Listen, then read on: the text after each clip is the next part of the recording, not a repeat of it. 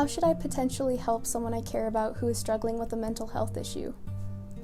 So that's a hard question, but a really important one. I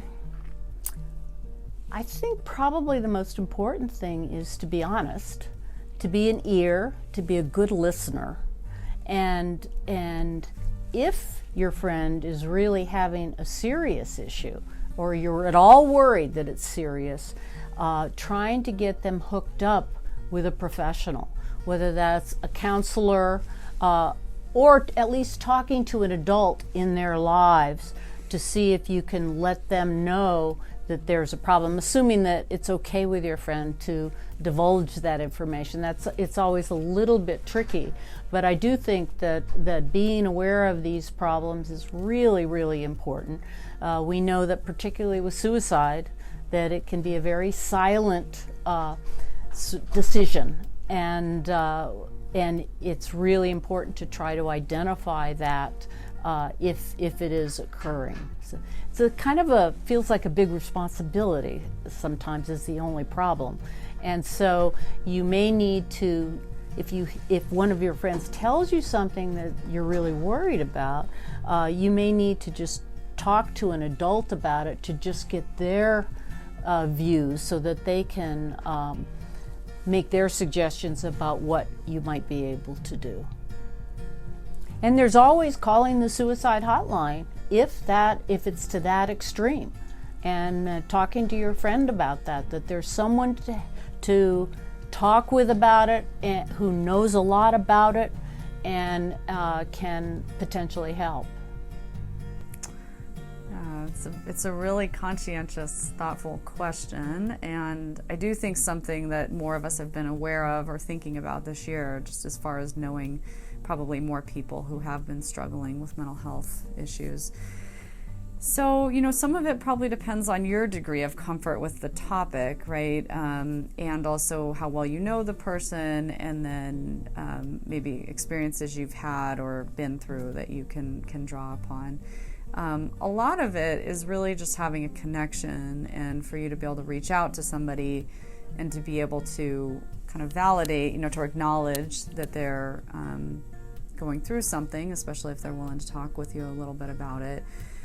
So sometimes being able to pose a question like, hey, I've just noticed things seem a little different. I've noticed you seem a little down, kind of whatever's helpful, as a way of kind of, introducing the conversation.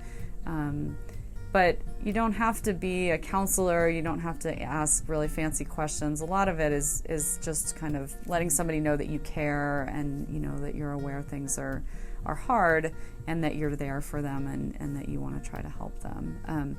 Sometimes it's hard because there might be boundaries or areas where you don't feel that comfortable, like I'm not sure exactly how to help somebody who's really struggling. And so in those situations, I think balancing being there for them and supporting them, and then also knowing that, hey, I can suggest that maybe they call like their primary care physician, or that we get another adult involved, like a school counselor or someone who they trust in their lives. And of course, there's a lot of online, either phone lines or text lines, some of which are crisis related. And so if someone's struggling a lot, like again, where they're having thoughts that are more scary or potentially suicidal, they can always reach out on those avenues too. So I think the biggest piece is helping people know that you're there for them, and that maybe you prompt kind of like ways that you can help them or things that they would benefit from. And again, not being shy to, for yourself, reach out if you feel like I don't quite know what to do to help them, but I know they need help too. Absolutely. So the first thing that I always do is suggest that an individual call the New Mexico Crisis and Access line. The number is 1-855-NM-CRISIS. Often, if that person is a little resistant, I'll just say, let's call together. Let's do this together. And I have it already plugged into my phone, and it's just ready to go. And I sit with them and we make that call together. Even if I think before I ask them if they'd like to make the call that they might not feel comfortable doing that, I just reframe it as, let's make this call together. Let's call one of the access lines and just have a conversation and get you the support and help you need. I also really like to just let that individual know that there's no shame in making that phone call or getting help. And so just continuing to try to reduce that stigma around mental health, and even just taking the time to sit next to them and listen and empathize, right? And so really kind of being an active listener, non-judgmental, really watching my gestures and my tone, and not trying to embarrass them. I think that that's the biggest thing. They told you because they trust you and they are asking for help. The other thing that I always like to keep in mind is not to keep a deadly secret. If someone has stated that they are feeling suicidal, that they're experiencing suicidal ideation, I'll often say, we need to talk to a therapist. We need to get you medical attention. If I think that they are actively suicidal, I'll immediately call 911. If they've just shared that they might have plans, what I often suggest to students in the schools is that they immediately walk them to a counselor, a nurse, or a social worker, that they don't let them out of sight, and that they walk with them. Now that we're in a virtual setting due to the pandemic, it's often, we're not going to hang up with that person. We're going to keep them on the call. We're going to let their parents know if you have a relationship with their parents, and then just getting either making the call directly to 911, getting an adult involved, making sure that you are contacting, whether it's your own parent or the adults in your life that you trust, or someone at the school, and making that verbal connection with that person. So just sending an email isn't enough, right? And so if that person is in danger, we really want to make sure that we're getting them the help that they need immediately.